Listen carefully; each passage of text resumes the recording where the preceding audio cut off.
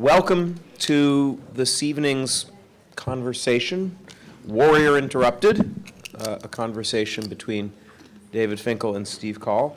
I am Bruce Shapiro. I direct the Dart Center for Journalism and Trauma here at Columbia Graduate School of Journalism, www.dartcenter.org, a combination resource center, think tank, idea lab network for journalists all over the world who cover violence, conflict, and tragedy. Everything from street crime and family violence up to tonight's subject, war and its aftermath. The Dart Center runs a wide range of programs, both addressing the craft of reporting on traumatic events and the long aftermath of violence and disaster and tragedy, and self-care issues and duty of care issues for the news profession, for those of us who cover difficult stuff. A little bit of housekeeping.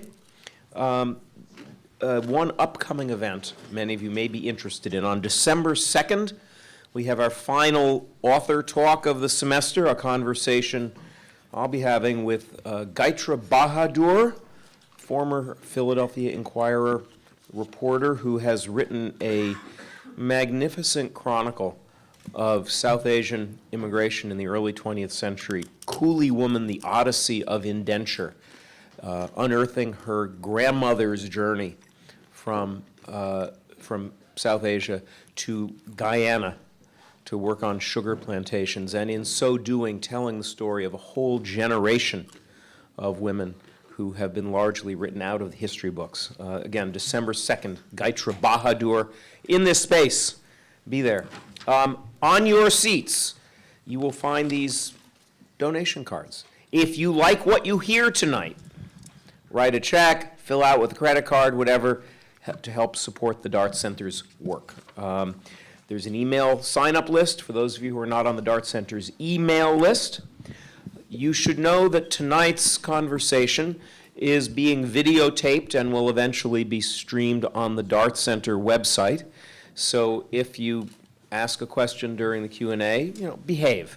Don't do anything that you wouldn't want your grandmother to hear.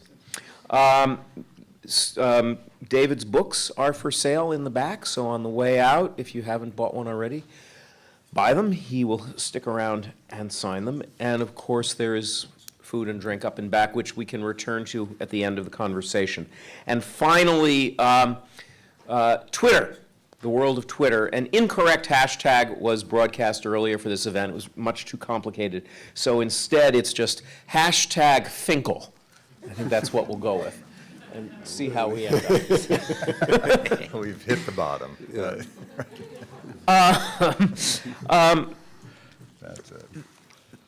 These kinds of conversations are some of the most pleasurable and also hardest parts of my job as the director of the Dart Center. Pleasurable because there's a chance to be so deeply immersed in the craft and principles and thought process and conscience of journalists who've done extraordinarily difficult work telling some of the most challenging stories on the planet. And challenging, difficult, because reckoning, even just in a conversation, with the depth and nuance of these issues is always bracing. Tonight, I get to cede both the pleasure and the challenge to Steve Coll, who's the Dean of Columbia Graduate School of Journalism. You've got bio sheets out back, so I won't do too much on either of them, but Steve is the Dean and Henry R. Luce Professor of Journalism of the Columbia Journalism School, a staff writer of The New Yorker, and the author of 7 books of nonfiction, etc., as it says in the bio. And of course, he's talking tonight with David Finkel of the Washington Post, whose new book, Thank You for Your Service, follows a battalion in the aftermath of war. David has been an embed in the very best sense of that word. At the beginning of the Iraq War, there was a lot of debate in journalism circles about whether embedding was a good idea or not. if everyone did it the way David does it, there would be no debate at all, because this is a person who, both during conflict and after, has put himself in the hands of the soldiers and now veterans that he writes about, seen the world through their eyes, and brought their experiences in the minute particulars back to us. Part of the job of journalism is to be the vehicle for public understanding of the most important choices we face as a society. And if more reporters truly embedded themselves in conflict, the way that David has in The Good Soldiers and in Thank You for Your Service, this society and others might make different choices about war. On that, I think I'm going to turn it over to David and Steve. Thank you, everybody, for coming, and welcome. This is going to be as fluid as we can make it. David and I have worked together for, I guess, almost 20 years, and we've also very good friends, which may or may not be useful to our conversations. We'll try to avoid the inside jokes and such. But I was talking, so David, of course, in case you haven't read the biomaterials, is one of the great journalists of his generation and has these two very powerful books, the second volume of which is out now. The MacArthur Foundation has honored him with one of their genius grants, so he's a certified genius, as his friends have no problem reminding him relentlessly. And he was, before that, and remains at the Washington Post, an enterprise editor and writer, did extraordinary work on the front page of the Post and the Post magazine. But I was talking to a group of students earlier today, and I told them that I wanted you to talk a little bit more about than you might normally at these things, because we're going to talk about your book, and you're going to read from it, and we're going to talk about your method. But I thought it'd be good just to have them hear a little bit about how you got started, because you're a Gator, and you came out of the University of Florida, presumably with a long line of employers wanting you to work for them. So, yeah, how did you get from there to here, in a nutshell? Yeah, well, that employer was Urology Times, and, I'm afraid. So I wrote one story for them, and I turned it in, and the editor said, "This is very well typed."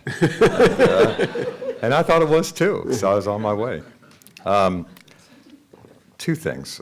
First of all, this is going to be a little weird because Steve and I are friends, and a lot of the friendship is based on me revealing very little about myself, except everything's going great, everything's fine, and yet I have this great desire, maybe need, to disclose everything to you all. So we'll see how this goes.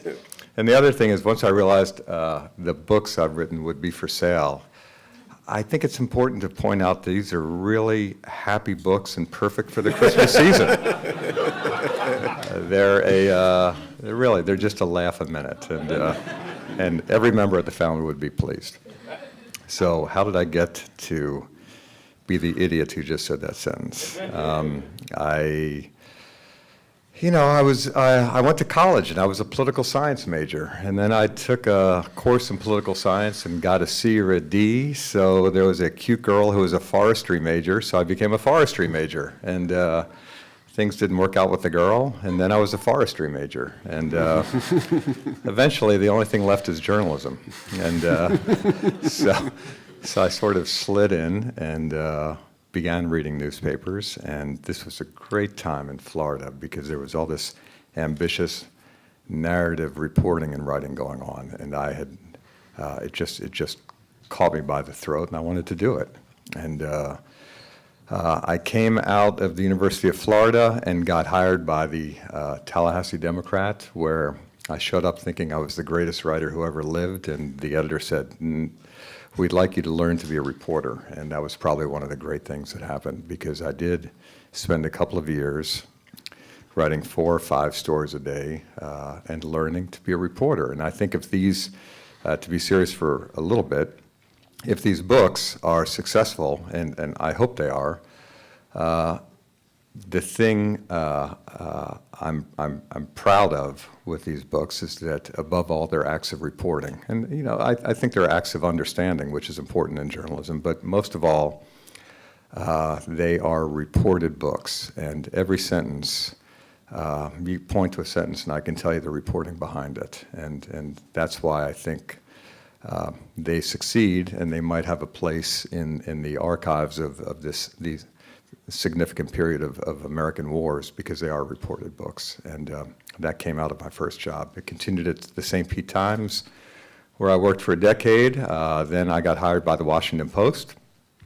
Worked for Steve, learned all kinds of things about journalism, and just kept going from there until the really doing narrative journalism. That became my move and my focus. Doing stories that there was a review of the first book in the Times book review, which meant a lot to me. It said something like, "You can take this book off the shelf 5 years from now, read it again, and you'll know this is what happened and this is how it felt." And without asking the question of how did it feel, I think that's one of the things I was trying to convey, the visceral feeling of something significant. So look, it's been just kind of a steady climb, some ambition, a lot of luck, and along the way there was better and bigger papers and more important jobs at these papers, and then along came a Pulitzer, and I think all of that just really got me to the place where I got to spend the last 6 years doing this significant work of journalistically documenting the corner of the war that belonged to some American soldiers, and then writing a second book about what happened to some of these soldiers when they came home so mentally wounded and in many cases degraded by the experience of having been in a war. So the first book, The Good Soldiers, which rose from your willingness to spend time with what were they, a battalion? Yeah, a battalion yeah. that was Yep. in the midst of the worst of the Civil War. At the time, it wasn't so clear that this was about as bad as it was going to get when you went out there. But it turned out to be the kind of heart, the dark heart of the war, the urban sectarian conflict in Baghdad itself, and around the time of the surge. But when you went out to do that reporting, to sit still with these soldiers, to go on patrol down all these IED streets, document the fullness of their experience, your method of working, of learning how to sit still with characters of this type, your recognition of these young men as to who they were, where they came from, why you could bring them to life, you were well developed at that point. You had done this kind of work again and again in lots of different settings. So, but you were now challenging yourself to do it in a much more hostile and personally challenging environment. And you'd not really been no one could have been in such a setting before. So my question is, when you went out with that project, and I remember a lot of the dialogue, but never asked this question, when you went out to do that, what was it that you knew you were going to look for from the beginning? I mean, what was your sense of, what was your cinematic vision or your script or your method that you knew if you could just execute that, you would come back with something that mattered? Well, look, I now that the second book is finished, I edit a team of reporters at the Washington Post who do narrative, and I push them to be able to answer two questions before greenlighting a story. And one is, and forgive the corniness, but one is they have to be able to complete a sentence, "This is a story about." No, they don't know what the story is about, but there has to be a question that illuminates them. And then they have to be able to kind of complete the sentence. It's like a quiz. The reason it needs to run in the paper now is because, so it has to be of the moment as well.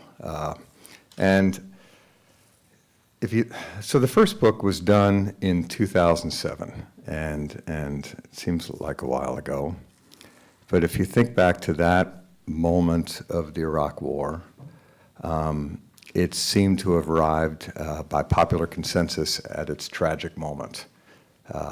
There had been so many versions that had gone so badly. And now this new thing was announced, this thing called a surge. And in went what turned out to be 30,000 more American fighters into this thing. So the question that illuminated me wasn't to write a book about the Iraq War, because there have been plenty. It was more personal. It was or more intimate, I guess. It's what becomes of someone who was sent into war at such a moment. That's the question that I was interested in. And so this thing was announced, and this battalion, this infantry battalion out of Fort Riley, Kansas, is sent into this thing called the Surge. And I went and met them, and it's 800 guys, and that, forgive me for saying guys, but it's infantry, and it was all male. So I'm going to say guys. 800 guys, most of them 19, 20 years old, most of them deploying for the first time. Not all, but most of them. And off they went into this thing. And I have to tell you, that, forgive me for generalizing, but I think it's fair to say that most of them went off into war with this sense of invincibility. They were going to win the thing. They were going to make the difference. Not just, their commander said it to them, but they felt the same way. Nothing bad was going to happen to them. And I decided to go with them to see what happened. And this gets down to method. The type of journalism I'm good at, I'm bad at so many forms, but the one I know how to do by now is to go there, not to interview people after something has happened to figure out what happened, but to go along and see what happens. I didn't know if anything was going to happen. I just was interested in the question, so I took a leave from the Washington Post and I went. And you know, the only faith I had, I guess, is my whole career. I found that if you stay long enough in a particular place, something is going to happen. There will be a story to tell, not the one you may have set out to tell or imagined, but something will happen eventually. And that was the deal on this one. I went. Those guys were on the ground for 14 months. I was living with them for a little more than 8 months, and things happened. And by the time it ended, I did have a story to tell. I didn't know what it was at the beginning.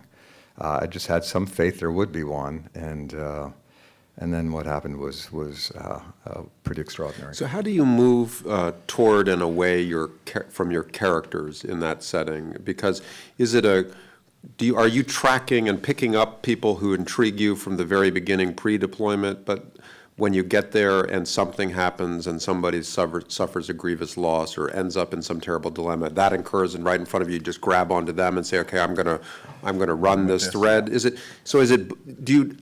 In what way are you selecting and reselecting the people that you decide to sit still with the most? Yeah, I love the question because you know the answer just in the frame of the question. This is not one where I picked out a dozen guys beforehand and said, I'm going to follow them and this will be an epic tale of modern warfare. I had one guy in mind, which was the battalion commander, but other than that, it was just anything went. And I didn't know what I was doing or what I was going to find or who the characters would be or what the story would be. Even that a few years later, I would end up calling them characters. That's kind of interesting. I just sort of went to see what would develop. And look, if you've done this, you know, you just show up in a place and you're taking everything down and you're writing everything down, and then at night you're thinking, what the hell am I doing? None of this makes sense. It doesn't add up to anything. But over time, it does begin to make sense. And themes develop, patterns develop, things emerge, and what was happening over a period of time is that the initial invincibility, and I can describe invincibility to you now, but I didn't know that then. I just knew these were a bunch of guys going to war. But you could see them changing.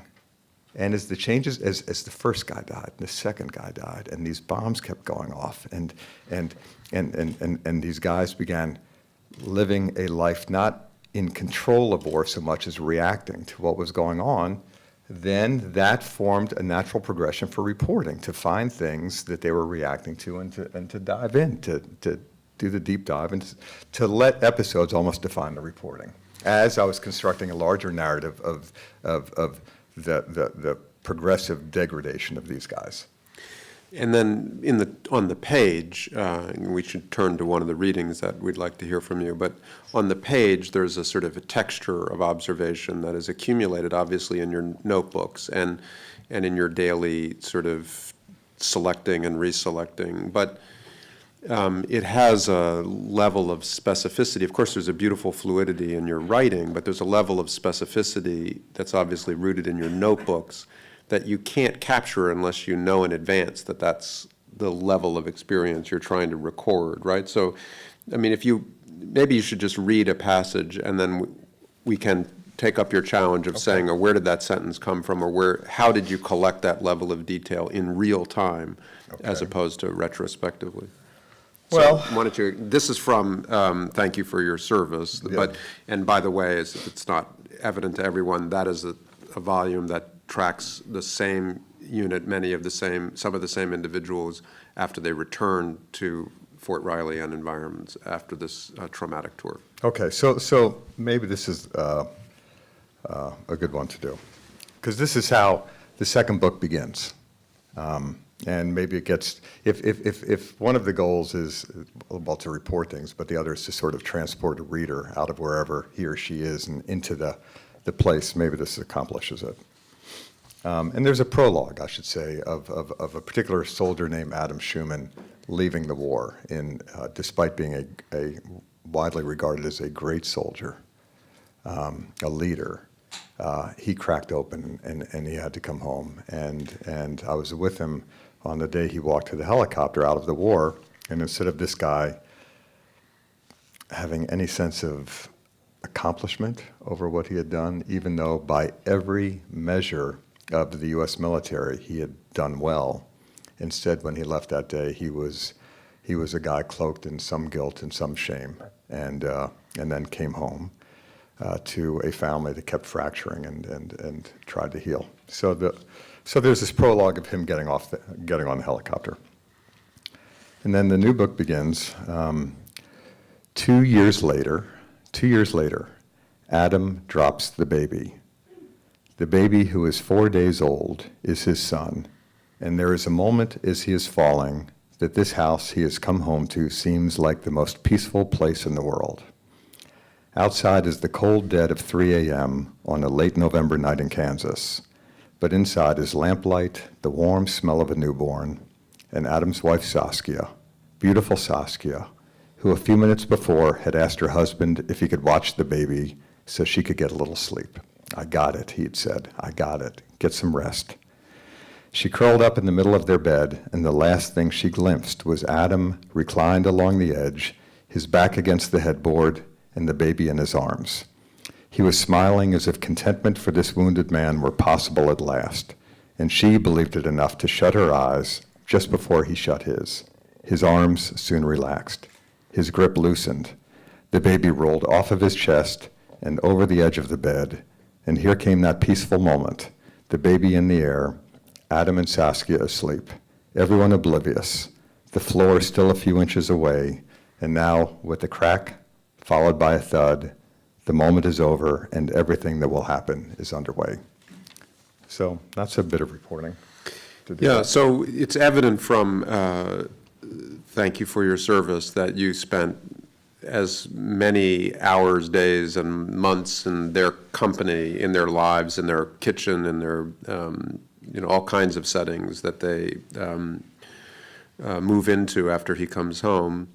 But that moment sounds also as if it was built back from interviewing. Right. So how in your work do you handle what it is you want to go back on, and how do you decide, especially when you're not in Baghdad, in a kind of long-term embed, right, what you want to be present for, or how you want to be present when you're just tracking with your kind of camera on? Well, so that's a bit hard. You just choose chunks of time, go out there and go to work, and not really. Well, that's the method. I mean, I would be out there with the people who are characters in this book and just kind of hang out with them. The other part of this kind of journalism I do is to get to the point with people where you're not asking questions, where you're using silence to your advantage as a reporting tool and kind of letting things unfold. And How does that, how do you get there? When you're there, what does it feel? What's an example of how that feels? what it feels like is you're in the back seat of a car and they've gotten used to you and have, at least for the moment, forgotten you're there, and suddenly they're just at it with each other, arguing, trying to figure out what went wrong, what's right, just kind of living life, and you're in the back seat sort of trying to shrink away and record everything. And I mean, for this scene I just read, obviously I wasn't there. Most of the book, most of both books is based on my presence, the fact that I was there to see these things. But that was a case where I wasn't there in bed. I found out about it later, and then I mean, how could that not be interesting? A guy came home, and this family is screwed up, and they're trying to figure out how to be better, and his wife trusts him enough 4 days after the birth of their child to say, can you just hold him for a minute so I can get some sleep? And he says, yeah, I got it. And she looks at him, and she sees in her telling a version of what she had been hoping for and expecting. Hands over the 4-day-old. And then he fucks up. Again, he falls asleep. There's this crack, there's this thud. She hears it first. I mean, the scene goes on. She hears it first. The baby, I should tell you, is okay, but the family is not. This is a brutal moment. And so she wakes up from the sound and has heard both these things, crack, thud. And her scrambling across him in my reporting of this, getting them to tell it again and again, separately together, wakes him up, and then he realizes what he has done. And then what happens next is, you know, she's sitting there trying to soothe the baby, and then once she realizes the baby's okay, she begins dropping things off the side of the bed to try to figure out what the sounds were. A basketball, some shoes. She fills up a water jug and comes back and drops it over the edge, trying to figure out what was the crack, what was the thud. That's pretty amazing. Meanwhile, he's just once again so filled with shame, this man who can't get better, that he just leaves the house and gets in the truck and starts driving around with a shotgun pointed at his head, trying to work up the courage to pull the trigger. And the story is on, you know, of once I made a decision at the end of my reporting that the arc of the book had to go from this man's ashamed homecoming to another homecoming a couple of years later, when at least this family stands a chance of recovering. Once I figured that was the arc, then it's just a matter of as you've told me again and again, chronology is your friend, and building the story out. So it was actually Bob Thompson who originally uttered that phrase, I think, but we won't. Really? Yes, I'm afraid so. I didn't credit him this afternoon when I also used that phrase. But anyway, I think he said chronology is your lover. It could be true. So how do you propose to Adam and his wife, I'm not going to pronounce her name from memory. Saskia.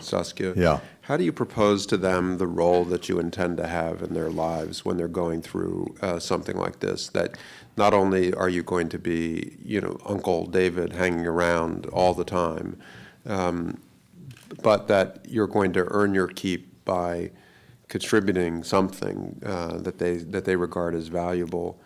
I don't make that promise, because I don't quite believe that promise. So how do you open a conversation like this? Well, in the case of this book, and look, I have to tell you, the first book was about war, and the second book is about the after-war. The first book was really frightening territory, ultimately frightening to me in a physical sense. I mean, it was a bad place, and bad things kept happening, and that was tough. But the second book is more intimate, ongoing, and it's about this really kind of hidden away, quite private psychological terrain. when I turned in the book, my working title was The Suicide Room, which is that wasn't the title, obviously, and it couldn't be, but that was sort of my working title based on where the reporting led me to. So it's one thing to see people in war, but this is families now suffering through some of the most intimate and painful moments a family can go through. This is really pretty tough stuff. So what do you say beginning, about your role? What do you? So I say maybe this is the promise I make. I think what you're going through, a lot of people are going through, and people might think they know, but I'm going to tell your story, and then they actually might know. And I'm pretty straight with them. I'd say I don't know if it'll be read. I don't know what kind of effect it'll have on people. I just know I think it's a story worth telling, and I want to come here and hang out and figure out the story. And oh, by the way, you can't read it until it comes out, because that's a violation of ethics. You're going to have to think about this, whether you want me hanging around, and I'm going to be here a lot, and I'm not going to shrink away from the worst of it. I want to be around. And then I'm going to write a book, and you don't get to see it until it's published. And if you're in, let me know. I think in this case, what helped was the credibility I built from the first book, because I knew these people from the war. I knew Adam Schumann because I'd walked him to the helicopter. There's a guy in the book named Tesolo Ayeti, a quite important guy, and there was a critical day in his life when he was blown up. And when he was, I wasn't in that convoy that day, but I was at the aid station when he was brought in. And there were four guys brought in being worked on. He had a broken leg, and for a time he was just kind of by himself while people were dealing with other folks. So I went over and just kind of hung out with him, so at least there would be a human being standing by him after this traumatic event. I didn't realize how traumatic at that point. And then a little later, when he was in the back of a Humvee waiting to be taken back to his room, again, he was by himself, so I was kind of just hanging out with him so he'd have some company.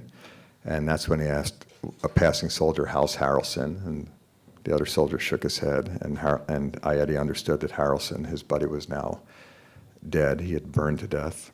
And so I was with Ayeti then, and I had that look on his face cemented into my head, and I'm glad that I got to tell more of his story in the second book.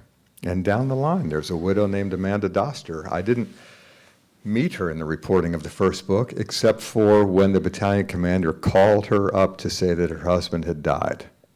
Well, she already knew he was dead, but when the commander called to just sort of add his sympathies to this, he hung up and he said, "That may be the saddest woman I've talked to yet." So I knew that about Amanda Doster. And then the book came out, and they all read the book, The Good Soldiers. So my introduction was done. They knew who I was, the kind of work I did, and so when I approached them about the second book, no one hesitated. So I want to ask you to read another passage of your choosing, but before you do, when you're in the back seat, because thank you for your service, there are these just amazing scenes that Steven Spielberg and his scriptwriters will render on the big screen at some time, I'm sure, since the book has literally been optioned by Steven Spielberg. I'm not making that up. But there are these amazing scenes where you're obviously in the back seat, and Saskia is driving like a banshee. Yes. And they're talking to each other, jabbering with each other, and it just couldn't be more authentic or transporting what they're saying to each other as they're going to some therapy session or something or another.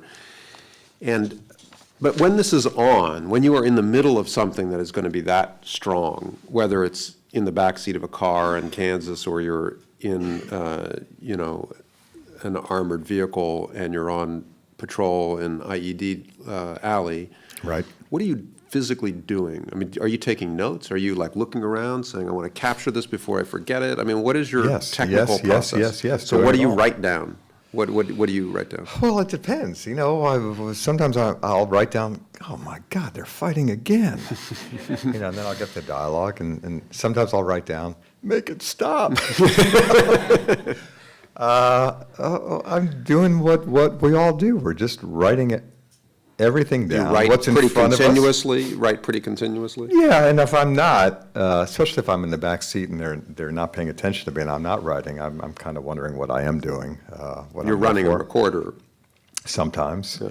But yeah, it's I'm kind of mulish on this stuff. It's all directed toward reporting the whole time. It's there's a line in the new book. There's the guy who's the vice chief of staff of the Army, interesting guy, and he seems very complex. And his wife says of him at one point, he's not that complicated. It's just like a slab of meat up there or something. And of all the lines in the book, I thought, that's the one, baby. That's the one that describes me. I'm just reporting. So I was talking to a class earlier today, and one of the students asked me about. So you're there. You're constantly judging whether the war is worth it or not, right? And I said, no, I'm not doing that. There's nothing so grand going on. I'm really kind of focused on the original question I had. What happens to a young man in war at this time? And that's, even over the course of 8 months, that's what I'm paying attention to because it takes that long for me to figure it out. I'm not there to judge. I'm not there. I can't write grand things. I really am just trying to figure out the answer to that question. And so it was in this new book.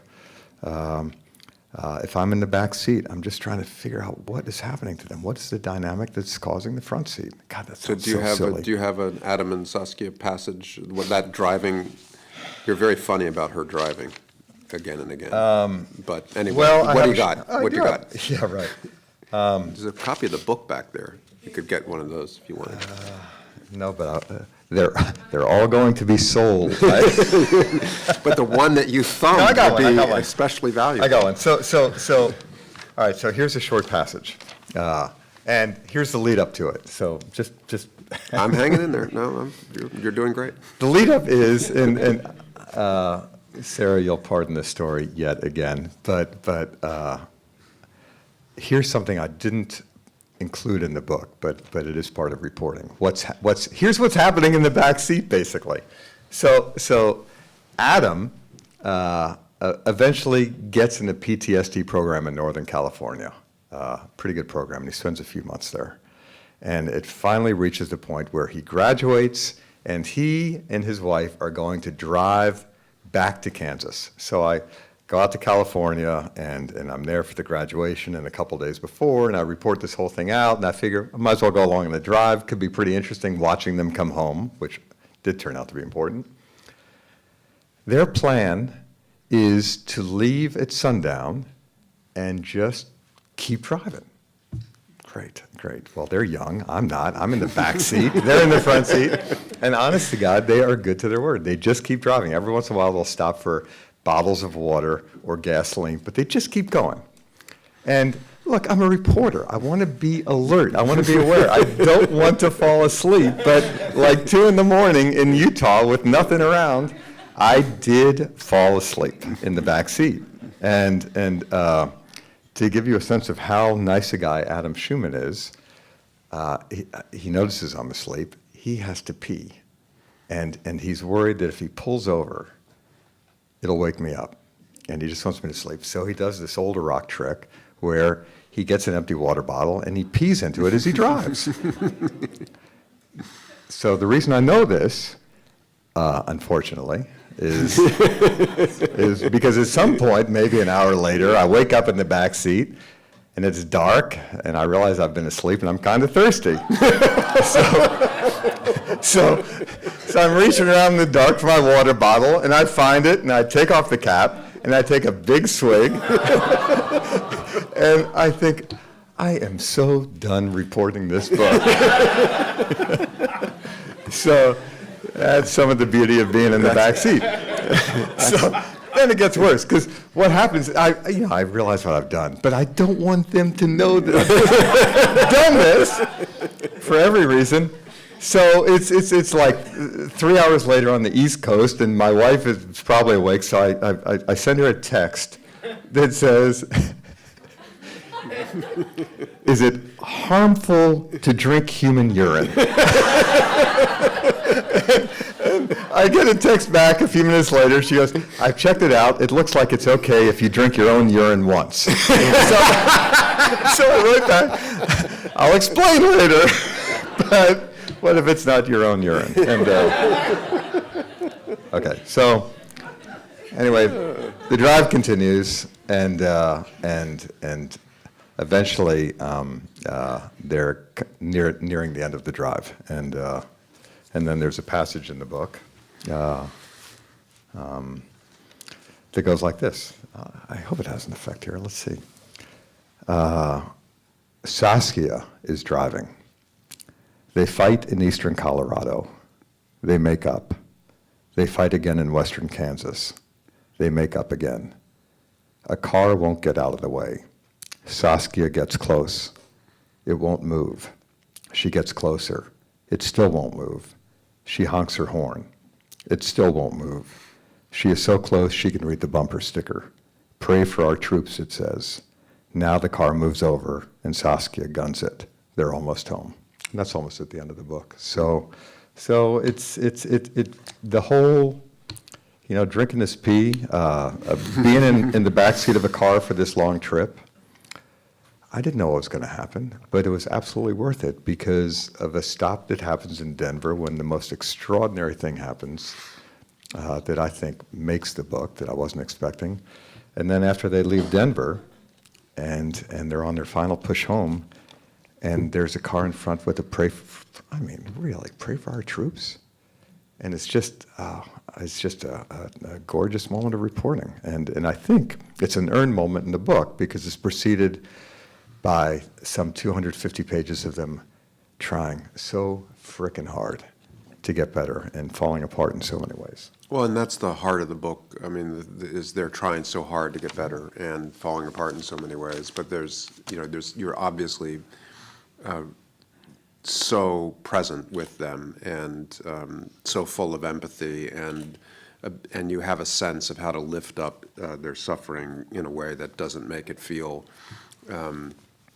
at all sort of like a dead end or exploitive or anything like that. Or it feels virtuous, like or virtuous villainous, or anything. It's just there, and it feels so, yeah. And you sort of hope as a reader that it's going to lead you to some sort of redemptive moment, even if it's like Crime and Punishment, at the end of all of that, this one little thing at the end where he says, I'm going to find God and overcome all of this darkness. But it's the way you're documenting it that makes it feel like we're moving towards some kind of redemption.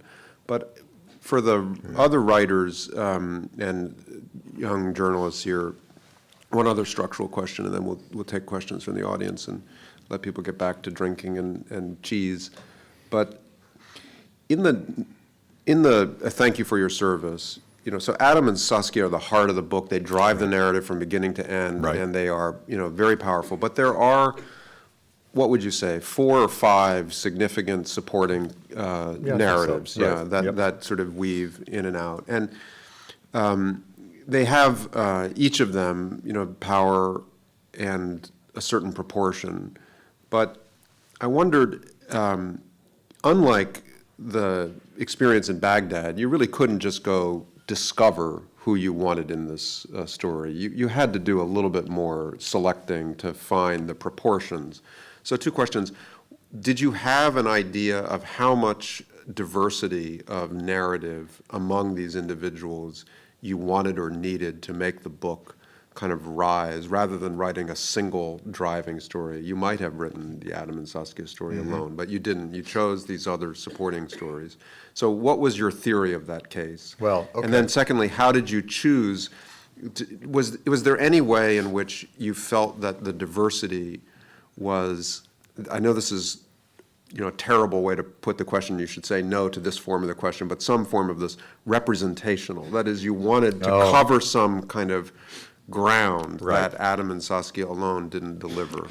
The answer is linked. The two questions are linked into one answer, I guess. Look, there are probably 500,000 of the 2 million people, Americans, who have served in these wars. The best estimates at this point are 1.5 million of them are okay, and 500,000 of them are not so okay to varying degrees. That 500,000 have come home with some type of mental wound, psychological wound. That's a pretty big group, and so two things about that. Number one, it's a group worth paying attention to. And number two, it's a really big group when you're a writer and you're trying to figure out how to tell a story. So how do you make your decisions when you have 500,000 choices? Well, I started with Adam, because I'd watched him leave the war and I'd stayed in touch with him, and he interested me. So there's a starting point. And then it's just not to hit all the demographic points. That wasn't part of it. And that would have been, I think, an absurd book. It would have been politically correct and totally dismissible. What do you do instead to tell a story? Because that's ultimately, this is storytelling. It seemed to me the decision I made was to build out from Adam and to make sure that everyone in this book was somehow, it was a cluster, all somehow connected to each other. And it's not the only cluster in the country, but if you read this book and realize the connections among all these people, then you kind of get an idea, oh shit, there are a lot of these clusters across the country, and it stands in. One cluster becomes many clusters, and that was my thinking. So in Adam's case, when I teased apart what his guilt and shame was about, the incidents that happened, the guilt he carried, that led me to the other characters. He felt bad about the guy he carried down, who was shot in the head, who he carried down on his back, and whose blood kept going into his mouth, and he almost dropped him at the end. He feels bad about that guy. Instead of saving that guy, then that guy matters. He feels bad one day because he was supposed to be on a mission, and he didn't go out. He stayed back, and the bomb he would have seen, but he wasn't there to see it. The bomb went off, and it killed the guy who meant as much to him as any soldier he had ever met in his life. That guy matters. And you just keep building out from there. The guy who, after that incident, said to Adam, meaning it as a compliment, none of this shit would have happened if you were there.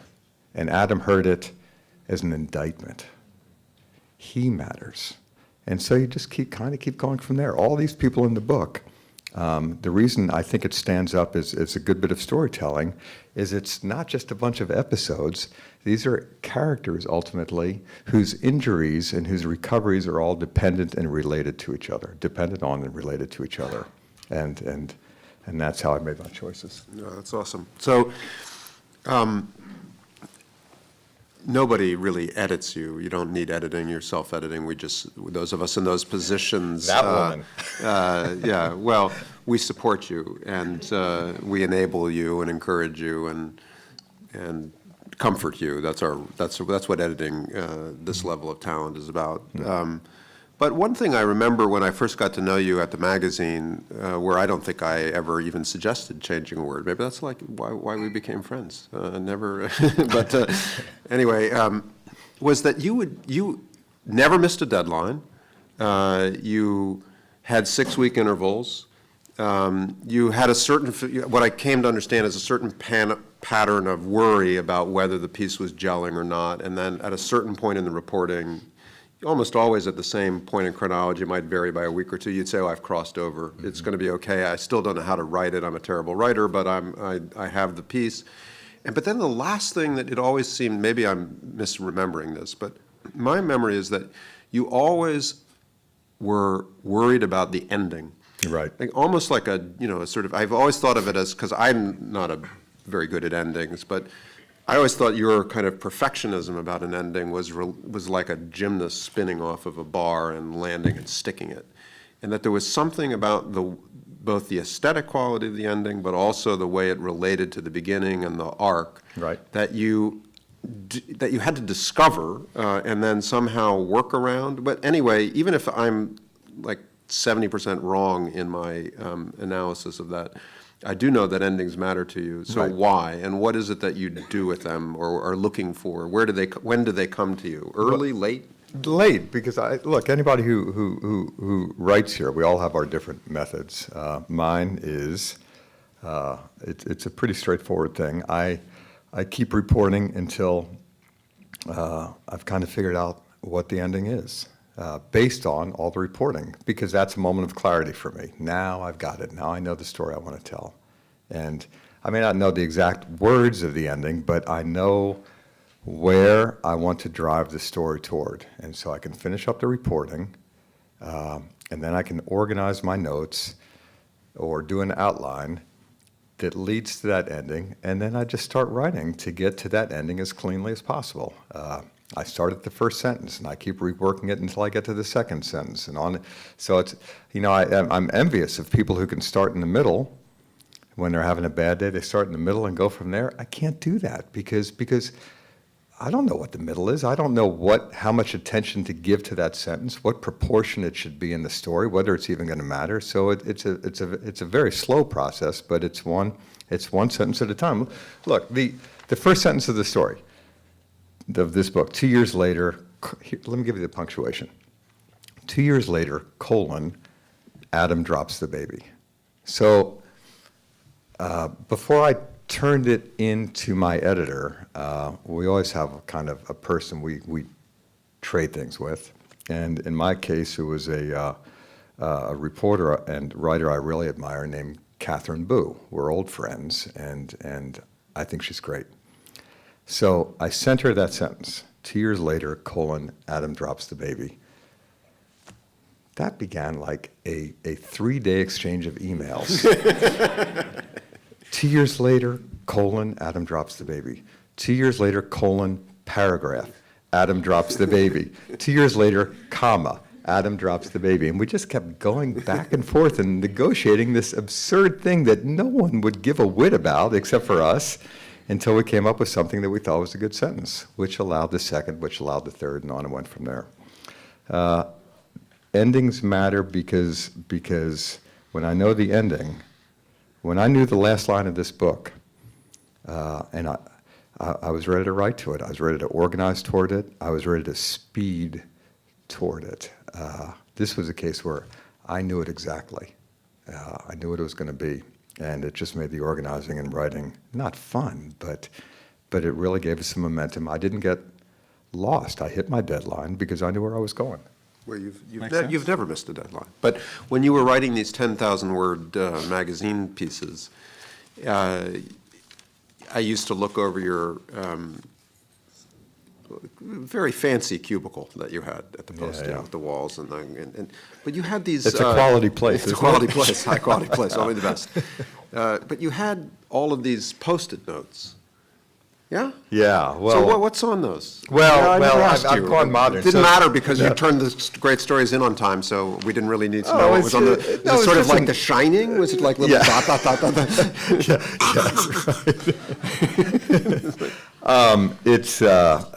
They were just indexed, and I would index my notebooks. So one piece of paper was notebook 1, on page 1 is this, because I'm forgetful. Okay, so you don't outline. You don't outline on a wall. No, because I don't. Marinus does that. I and think you do it, and well, I do it Atkinson in much- does it. But yeah, what I much do is more. I'll just go out. I'll get a little.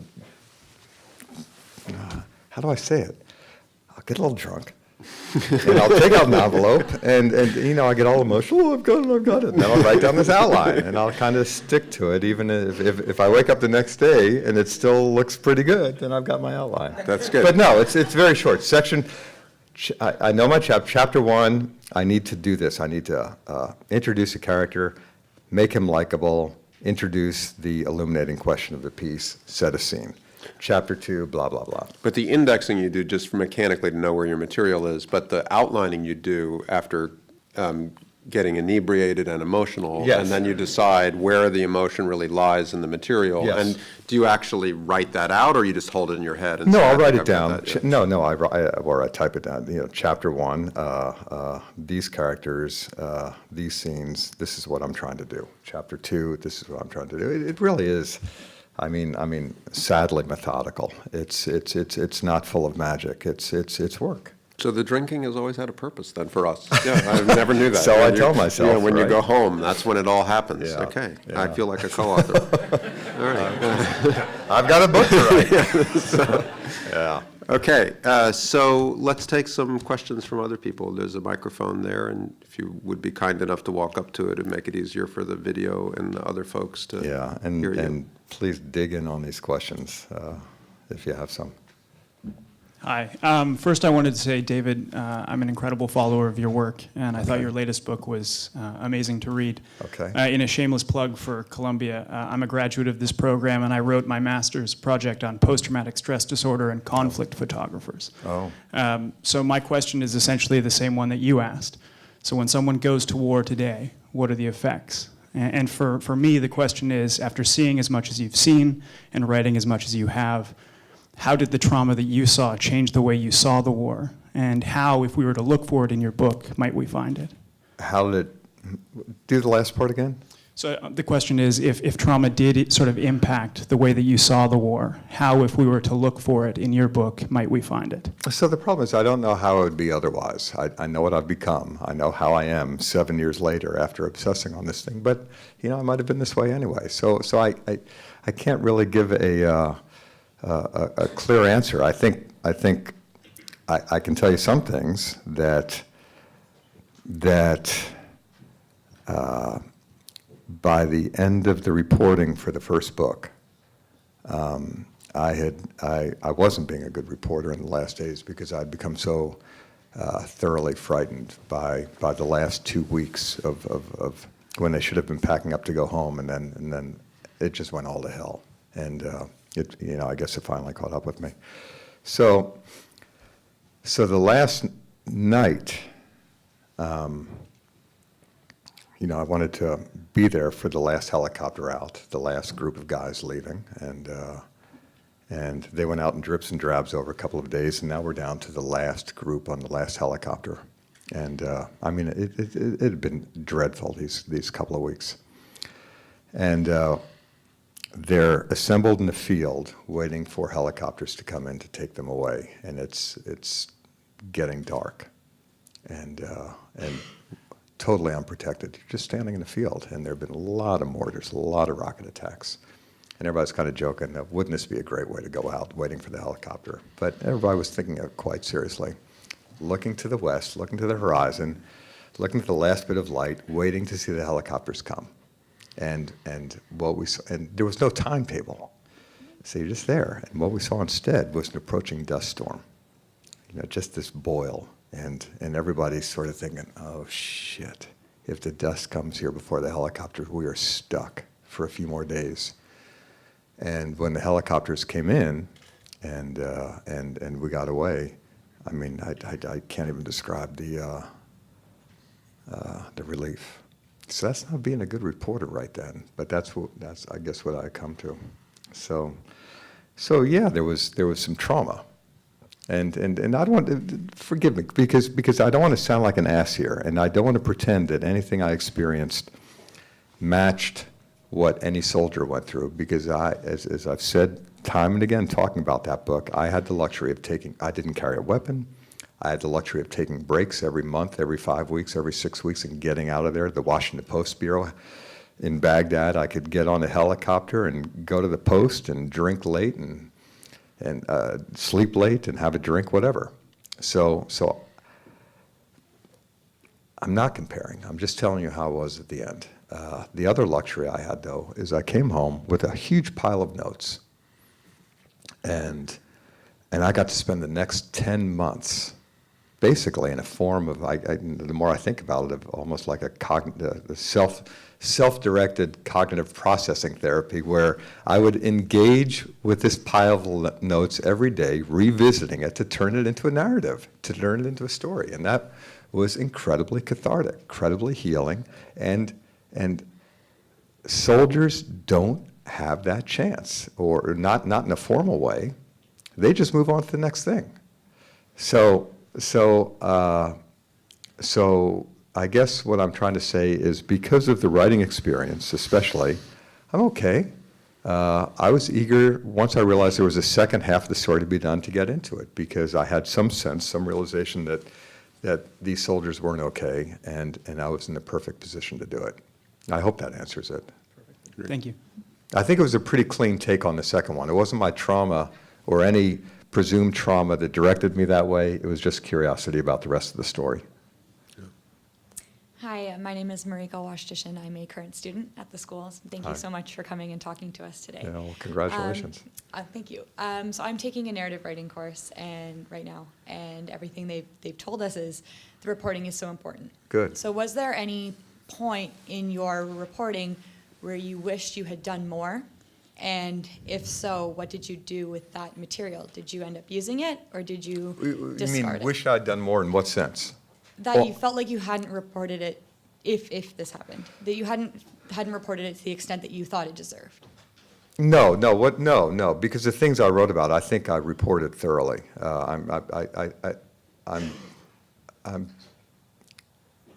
not the most confident guy, but I do have confidence in the thoroughness of the reporting of what I did report. What I beat myself up over is what I didn't report, because some days, look, so much of this reporting is serendipity, right? You just go out, you see what happens. And I did that at first. I was out in convoys every day, 6, 8, 10 hours a day, whatever happened. But by the end, after getting blown up and seeing people blown up and the accumulation of things, I'd reached the point where I made a decision: I'm not going out unless I'm pretty sure I'm going to see something I haven't seen before. That's not great reporting. So I'm sure I missed things, and I'm sure that if you wrote a book about this unit, same period of time, same everything, you could have written a book as true as my book is, as a true piece of journalism, and it would have had little in common with my book, because I saw some things and you would have seen other things.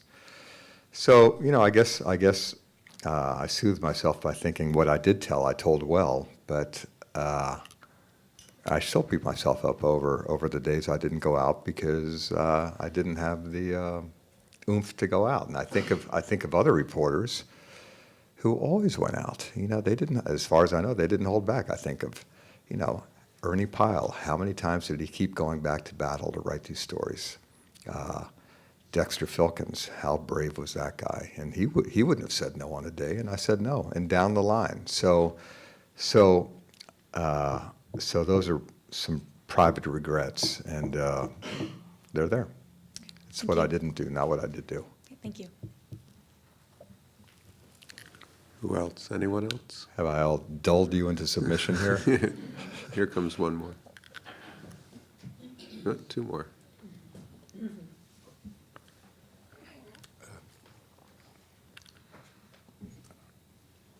I don't know how to say this, but I'm here with my wife, and I kept looking at the word trauma. I got drafted in '51, and the Korean War was on, but I was lucky. They sent me to Germany, Okay. And what happened in Germany was we were waiting for the Russians to come.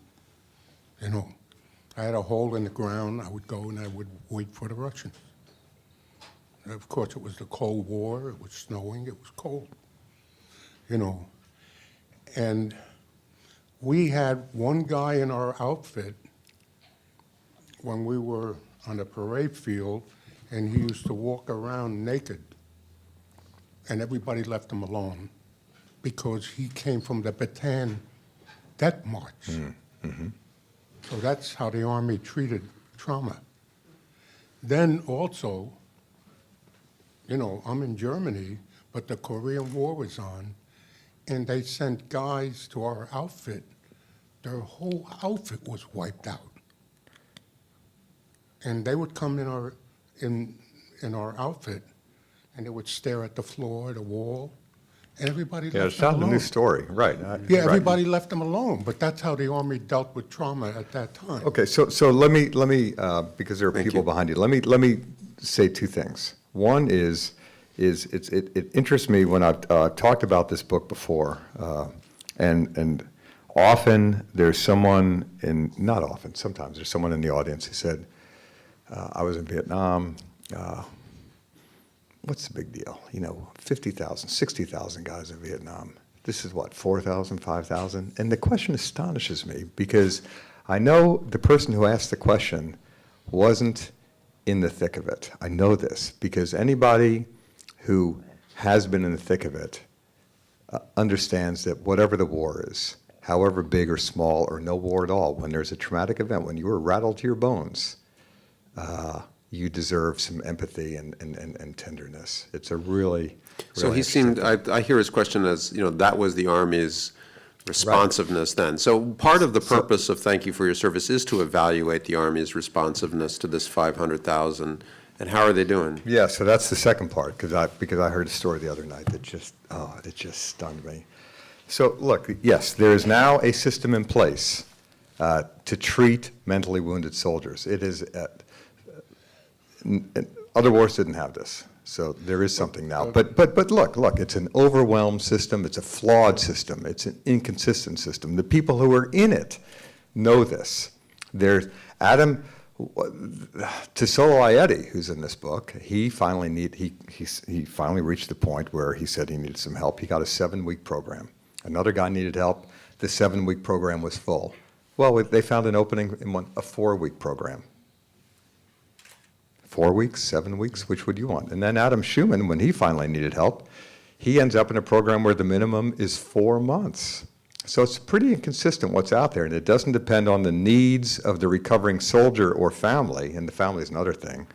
It doesn't depend on the particular needs, it depends on where the opening is. But the final story I want to tell is it's so hard for these folks to say anything in the first place. We all understand the stigma that exists for saying out loud, I'm not doing so well, I need some help. That's a hard thing to say anywhere.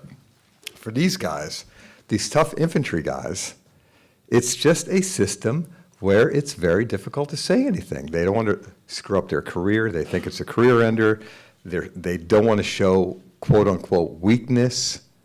And then every once in a while, like the unit I was with, they were pretty good on this. But I heard a story the other night. There was a guy. There was a guy named. Well, I shouldn't say his name in case I don't want his family. I want to be careful here.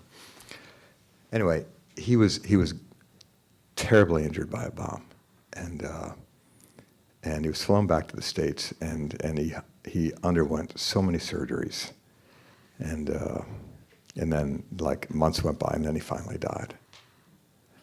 So, whenever there was a death, there was a memorial ceremony. It was called a memorial ceremony back on the base where these guys were, okay? And there was a rule that if there was a death, a commanding general, a general officer had to be in attendance. And because this base had no general officer on it, they would have to wait until someone was able to get there in his circulation.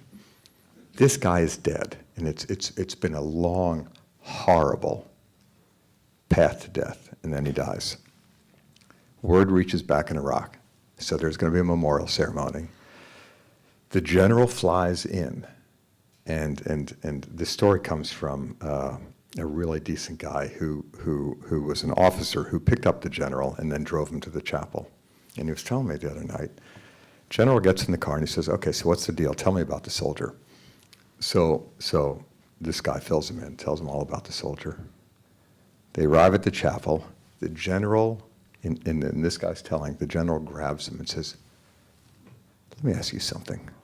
Are there going to be a bunch of boo-hooers in there? And my friend said, what do you mean, sir? He said, am I going to see infantrymen or am I going to see a bunch of pussies in there? And my friend, is just obviously upset. And he said, well, there are going to be some tears, sir.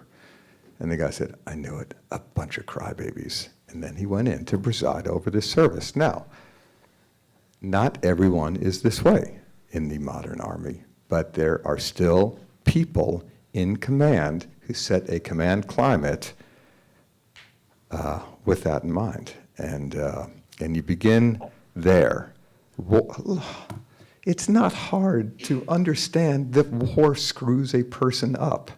It's a horrible thing. These guys went through it. And because they went through it, they are suffering effects from it. And because they're suffering effects, some of them would screw up the courage to say, I'm not doing so well and I need some help. And sometimes that resulted in a good outcome. And sometimes that resulted in dreadful outcomes. So that's where we are. Yes, there's a system, but it sure has a long way to go. So one last question, and then we will go to wine and cheese. Yeah. I feel like I'm slightly off topic, but I was curious to ask you a little bit about your work editing narrative pieces at the Post, Okay. and sort of what are the kinds of stories that you guys really want to tell, and what are the places where you think you've been able to be the most effective and the most powerful in your reporting? It's a team of maybe half a dozen reporters. By the way, if you'd like to write a book, come to my team, and then you'll get a book contract and go away and make my life a lot easier. Right? It's the same deal. It's just versions of this. It's reported narratives. It's storytelling. It's one of my favorite members has done incredible work this year on food stamps and telling the story of what's going on with food stamps. He did what I think is the most, I don't know, of all my years at the Post, I've never been more, I couldn't sleep the night before this story came out. It was a piece about Newtown, but it wasn't in the chaotic moments after the shootings or when attempts to pass some legislation were underway. It was an interesting time to tell a story. It had been a few months since the shootings. The legislation had failed, and now the parents were back home and finally slowing down enough for it to come out in full force. And that's an interesting time to be a narrative writer and get to a deeper truth about something. And the story this guy wrote about those days was the thing I'm most proud of at the Washington Post. It was a great piece. So it's that kind of thing. Just Is again, that Eli, or is that yeah, young Eli, yeah. as you call him? Again, it's it's a version of that Hemingway thing, and I don't know who he stole it from. I just trace it back to him, where he said the job of a writer is not to judge; it's to understand, and that's what I want my folks to do. Great. Well, Thank you all very much for your Thanks attention. to Yeah. Steve Coll, Okay. David Finkel. Thanks, guys. Thank you. And the conversation can continue informally in the room. Wine, cheese, buy books. And Yes. again, December 2nd, Gaitra Bahadur, Coolie Woman.